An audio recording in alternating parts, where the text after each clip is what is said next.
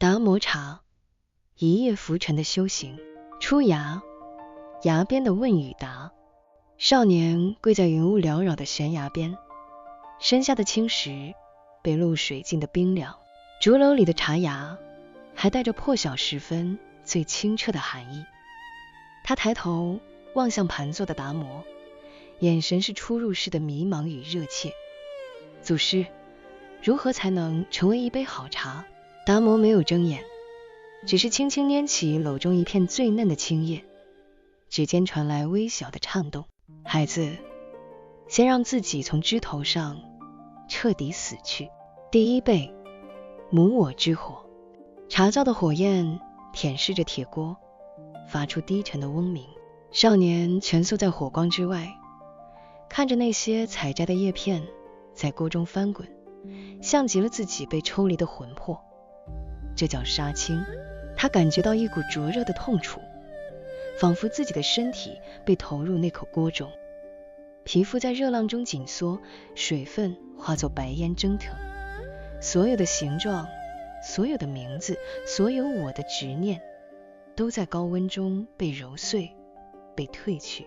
他颤抖着，却在痛楚的深处嗅到一股新奇的异香，那是他从未闻过的，清苦却又甘甜，如灵魂被火萃取后的纯粹。达摩的手掌配在锅壁，话音像炉火一样温暖而坚定。疼吗？这火不是为了毁灭，而是为了重塑。只有放下原有的形状，你才能接纳火的语言，成为可被浸泡、可被分享的存在。你不再是你，你成为可能。少年明白了，那异香是他的魂魄在火中溶解，转化成一种纯粹的等待被唤醒的本质。第二杯，慈悲之印。当茶团被压入沉重的石磨，少年已是游走四方的茶医。他背着行囊，行过无数山川，以茶为药，救人无数。在一个被瘟疫笼罩的村庄里，他见到那个濒死的孩童，瘦弱的像一片枯叶。他毫不犹豫，将自己珍藏的最后一柄老茶碾碎，温水化开，喂进了孩童干裂的唇间。孩童呕吐出的黑色胃物中，有一瞬间，他仿佛看见了自己幼时失足跌落的断崖景象。那不是幻觉，是命运的重叠。茶烟袅袅，达摩的声音在耳边低语：你救的从来不是别人，每一个受苦的灵魂都是另一个时空未曾修复的你。救他，就是修补你生命中早已崩坏的某个转折。这就是慈悲，将人我之界揉捻成一体的回甘喉印。他将自己的生命力压入了那块茶饼，用自己的过去换回别人的未来。第三杯，智慧之戒。他成为了名动天下的贡茶师，却在一次献茶时遭遇巨大挫折。那晚，他站在宫殿的白玉阶前，看着皇帝将他精心炒制的龙井茶汤毫不留情泼在地上。这茶只有记忆，缺少山水魂魄。他垂手，目光落在脚边那坛温热的茶塘上，每一片舒展开的叶片都在水中缓缓旋转。那一刻，他没有愤怒，只有一种极致的清明。他看见叶脉中流动的是故乡的云势，是山谷的风向，是清晨的雾气。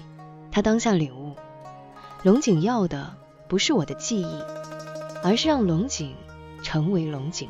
就像让皇帝成为皇帝，让乞丐成为乞丐，让万物都安住于本来的样子。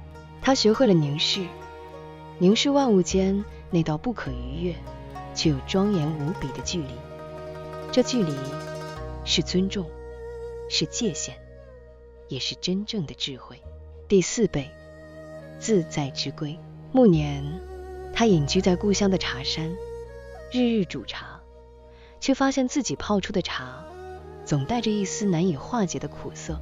他他穷尽一生，却无法将这份苦涩从茶塘中剥离。直到一个大雪纷飞的清晨，万籁俱寂，他随手折下院中枯梅，投入陶壶，与茶叶一同冲泡。沸水冲出，一股熟悉的带着破晓露水气息的茶香扑面而来时，那是少年的他跪在崖边，竹篓里茶芽的味道。达摩的虚影在水汽中显现，笑而不语。他饮下那杯茶，梅的清冽与茶的苦涩在腹中融为一体，化作一股暖流。腹中升起一座春天的茶山，采茶人、炒茶人、品茶人都是他自己。他终于将自己还给了自己，当下自在。而茶汤里浮沉的，竟是达摩祖师当年拈起的那一片青叶，在时光的长河中完成了他全部的旅程。尾韵，千古一叶。数百年后，一位弟子在古籍中发现了这段记载。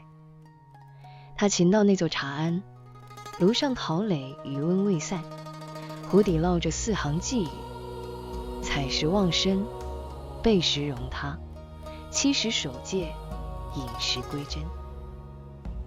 一叶浮沉千古月，且将人我煮春深。茶庵外传来清脆的采茶歌，唱歌的少女眉眼间竟像极书中那位茶医救活的孩童。风卷起石臼里的陈年茶沫，在空中短暂停住，仿佛自在不羁的草书，随即散入满山新绿，化为永恒的轮回。